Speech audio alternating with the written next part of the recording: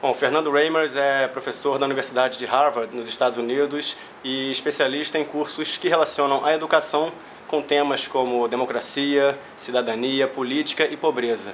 E ele está aqui no Rio de Janeiro e vai conversar hoje comigo, com a editora Adriana Levis, que está aqui. Ok. Let's start with your experience in Latin America. What you can say to the Brazilian people about the educational field in countries like Venezuela, like Panama, like Nicaragua and Brazil?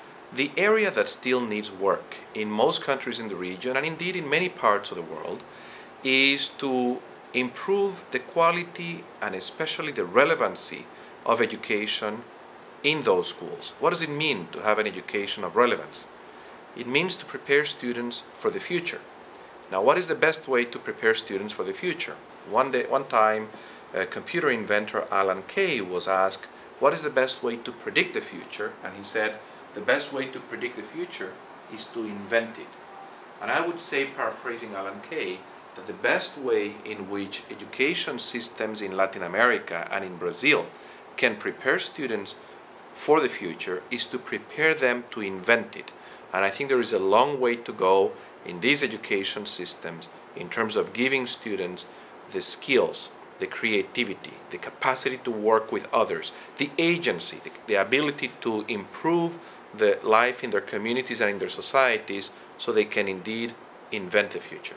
When you say giving ability, what you can say about the universities here in Brazil? Do you think the universities can make this kind of difference with the traditional methods? We are living at a time when I am convinced the university is going to be transformed in the next 20 years in Brazil and elsewhere. The university as we know it was invented 200 years ago when in 1810 William Humboldt chartered the University of Berlin. And the University of Berlin represented a very important breakthrough relative to the traditional medieval university, which was a center of religious instruction. Now, Humboldt said in 1810, the new university, the research university, needs to have three purposes. The first one is to generate knowledge through research. The second one is to develop the capacity of people to think critically, to think independently through freedom of teaching in the university. And the third purpose, which was very important to Humboldt, was the extension function of the university, to enlighten the public so that they could participate in issues of public importance and so they could hold states accountable. 200 years later, I think a number of developments have created the conditions for another reinvention of the university. What are some of those conditions? One, the very success of the reforms at the basic education level that have increased the demand for access to the university. The students today are very different than they were 20 years ago. Why are they different? They have been better educated. They have lived with tremendous exposure in participation of media, with high quality television, access to living in internet communities, social networking, participation in video games. Those students are not satisfied with the traditional forms of instruction where people sit them down in large classes and lecture at them for 1, 2, or 3 hours. These students want high quality learning experiences. They demand more from the university. So for that reason, universities are very interested in the question of how do they support the faculty so they provide instruction of high quality. What do you need to implement in universities to continuously improve the teaching skills of the faculty? How do you bring technology to bear? How do you use technology to develop new modalities of instruction, extension? So these are some of the trends which I am convinced create the conditions for a fundamental transformation of the university in the coming years. In that context, in your opinion, what's the role of this new media? I mean, you tell a little bit about the social networks, about the internet, about the role of the teachers. In your opinion, what's the role of the media nowadays? I think that new media can serve three very important purposes in supporting higher education. One of them is it can allow the universities to enrich the quality of instruction for the students who are in the university. For example, bringing in instruction in the forms of lectures or information, very high quality information, into the classroom.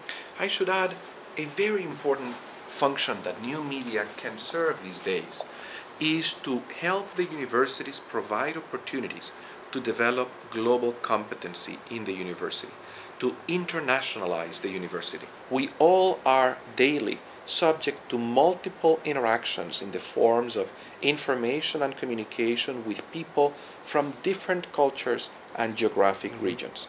And in order to be effective, in order to function in that space, we need to have a particular kind of competency, which I called global competency.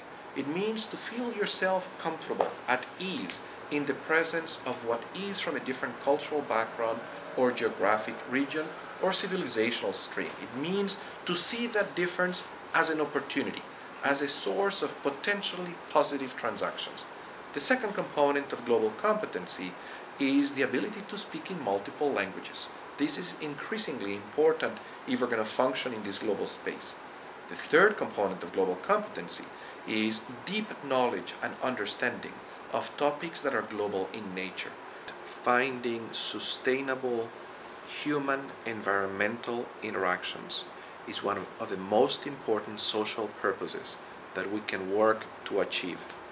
And all the evidence suggests that we're moving very, very slowly in the face of the degradation that we really are producing in the environment because of our appetite for fossil fuels, because of the way in which we use and abuse natural resources.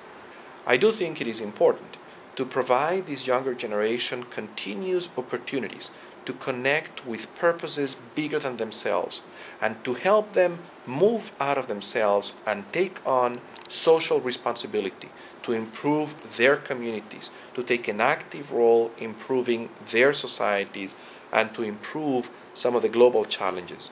I'm hopeful that this can be done, but it isn't going to happen no matter what. It is going to happen if we get organized to understand that it is important to engage this younger generation in the construction of the public space, of the global public space.